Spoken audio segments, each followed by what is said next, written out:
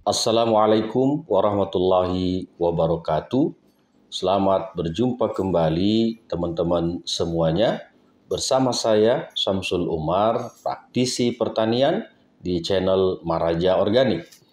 Teman-teman semuanya, khususnya teman-teman petani di Jawa, baik di Jawa Timur, Jawa Tengah, ataupun Jawa Barat, sering kita mendengar istilah tanah janda. Tanah janda ini adalah tanah yang sudah ditanami varietas sebelumnya dan ada ketakutan bagi teman-teman petani untuk menanam jenis tanaman yang sama di musim tanam berikutnya atau di penanaman berikutnya. Biasanya yang banyak terjadi ini di tanaman semangka, di tanaman melon, atau tanaman jenis-jenis hortikultura. Kenapa istilah tanah janda ini terjadi? Karena biasanya ketika tanaman yang sama ditanam di tempat yang sama tersebut, itu kurang produktif atau efektivitasnya kurang. Sehingga teman-teman petani yang biasa menyewa itu rata-rata memilih lokasi yang lain. Nah, apa penyebab dari tanah janda tersebut atau tanah ini bisa menjadi istilah tanah janda? Teman-teman, pada saat kita berbudidaya dengan menggunakan pestisida kimia ataupun pupuk kimia, maka tentu efek yang akan terjadi adalah keasaman tanah. Jadi, tanah yang sudah kita berikan pestisida kimia, pupuk kimia di media tanam ini banyak mengandung amoniak yang tidak terserap oleh tanaman sehingga menurunkan pH tanah tersebut. Nah, teman-teman, ketika ditanami kembali, maka yang terjadi pertumbuhannya menjadi stagnan atau kerdil, dan yang keduanya biasanya banyak yang terjadi layu. pH tanah asam, misalnya di pH 5 ke bawah atau 5,5 ke bawah, itu sangat diminati oleh jamur patogen. Jadi jamur patogen atau bakteri patogen ini sangat nyaman mengembangkan dirinya atau membelah sel di pH-pH asam. Itulah kenapa begitu kita tanami kembali, maka tentu ini akan menjadi bumerang bagi teman-teman petani. Sudahlah pertumbuhannya kerdil, dan yang paling miris itu banyak yang terjadi layu. Nah, teman-teman, ketika misalnya pertanian sistem kimia yang kita lakukan ini, mau atau tidak mau, pasti kondisi tanah janda ini akan terjadi. Olehnya, kalau di sistem organik itu tidak pernah mengenal istilah tanah janda. Kenapa? Karena di pertanian organik itu atau yang banyak menggunakan pupuk organik, maka variasi mikroba di dalam tanah itu akan menjadi banyak. Sehingga dominasi dari jamur patogen atau bakteri patogen ini itu tidak signifikan. Jamur patogen itu bisa merusak tanaman kita ketika populasinya atau jumlahnya lebih banyak daripada jamur atau bakteri yang positif. Nah, itu teman-teman yang harus dipelajari. Nah, apakah ketika lahan ini menjadi tanah janda terus tidak bisa lagi ditanami? Harusnya bisa. Nah, teman-teman, banyak kita sudah melihat di konten-konten teman-teman itu melakukan sterilisasi. Nah, melakukan sterilisasi ini biasanya menggunakan H2O2 atau hidrogen peroksida. Jadi ini kekentalannya sangat kental pada H2O2 itu. Jadi H2 itu maksudnya hidrogen ditambah O2, oksigen ditambah dengan air. Jadi ini cuma dikentalkan, makanya ketika kita aplikasikan di tanah itu bisa membasmi atau mengurangi populasi dari patogen-patogen ini. Cuma hidrogen peroksida ini memiliki kelemahan. Kenapa? Karena dia asam kuat. Jadi begitu kita berikan ke lahan ini, kita harus sesegera mungkin menaikkan kembali pH-nya. Nah, kalau yang kami lakukan itu metodenya adalah tambahkan saja di media itu atau di lubang tanam yang akan kita tanami itu bahan-bahan organik. Kenapa? Karena ketika Anda menambahkan bahan-bahan organik, maka secara otomatis bakteri-bakteri perombak bahan organik akan ada di situ. Nah, ketika dia hadir di situ, maka tentu populasi dari patogen ini, jamur ataupun bakteri patogen akan menjadi stagnan perkembangannya karena akan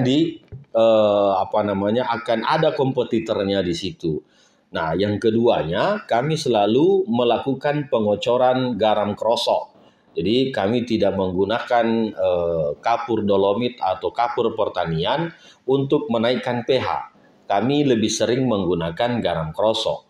Kenapa? Karena ketika Anda memberikan garam krosok pada media tanam itu, maka tentu pH-nya perlahan-lahan akan kembali netral. Seiring dengan selesainya kita memberikan pengocoran pada media itu. Nah, teman-teman, hanya dua penyebabnya dikatakan tanah janda. Yang pertama karena pH-nya asam, yang kedua karena adanya bakteri ataupun jamur patogen yang lebih populasinya tinggi di areal-areal yang sudah ditanami tanaman yang sama.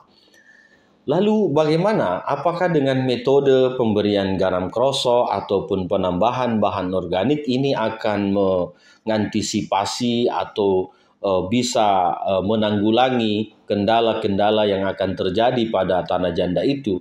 Ini sudah kami buktikan. Silahkan teman-teman buktikan.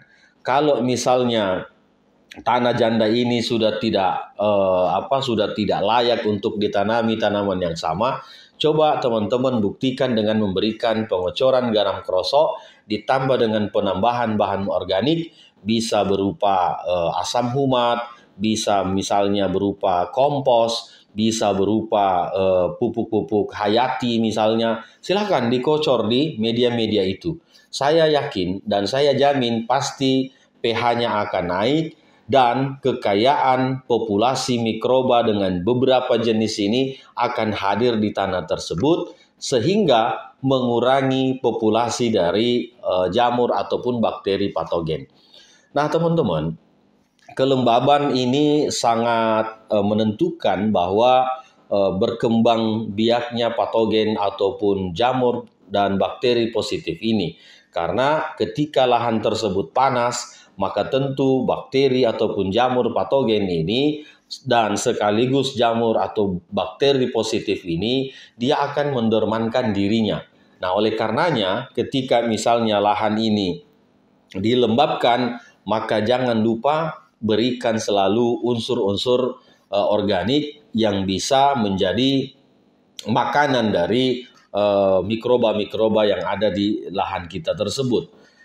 Teman-teman, pengalaman-pengalaman yang sudah kami sering lakukan di lapangan itu sudah beberapa kali kita sering upload video-videonya.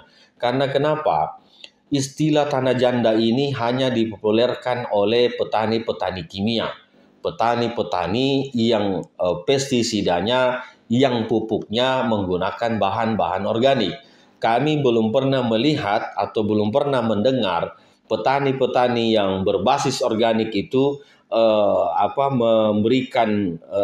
memberikan nama pada lahannya menjadi tanah janda.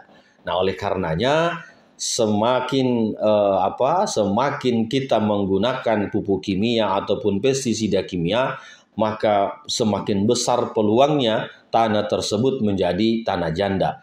Nah, tidak masalah teman-teman mau menambahkan pupuk kimia pada budidayanya, tetapi unsur-unsur organik ini jangan juga ditinggalkan 100%.